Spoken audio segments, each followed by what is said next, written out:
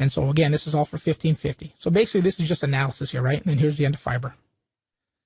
So at event number 3, at 0.3 dB, we can go to next fiber here, or next wavelength, and this switches to 1310, and then we can see what that looks like. And so then it's just all analysis after that. Analysis isn't saving. And so these files, when they do save, they're saving as a .trc. If you want to generate a report, say in a PDF to send to somebody, we can do that easily.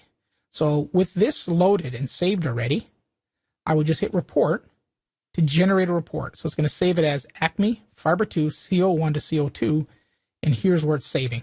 I can save it directly to a removable media if I have it. So in this case here, I have a USB thumb drive inside of the FTB1 platform. I can save it directly to that and then use email client to import it. But in this case here, I'll leave it in the default location. And so if I hit report, again, I'm going to save it to this default location here. I'm going to hit save, and it will save this actual trace as a PDF.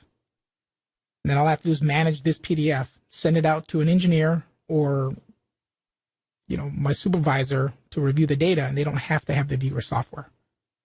So it really is pretty handy. And once everything's saved, if you want to know where it's at, essentially on the front of the unit, we have an Alt-Tab button that allows you to get back to the setup screen. So you can Alt-Tab back to that. In this case, I'm just going to close this out so I can show it to you.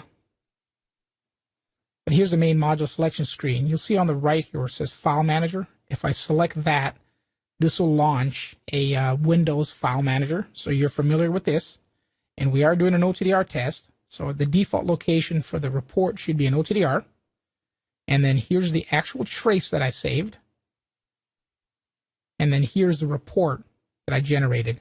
So I didn't save that second fiber trace, but I did generate a report. So if I click on this, it will fire up a PDF. So if I were to zoom into this, you'll see what it looks like here. So here's a report, and this is just a standard PDF that you can send out to anybody.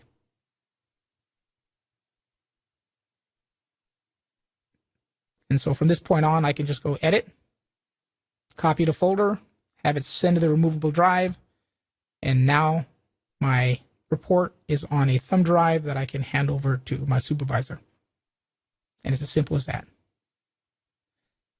And that's OTDR testing in a nutshell. I mean, it's real simple. I mean, there's obviously some additional advanced settings and tweaks and marker placements and whatnot that is very useful.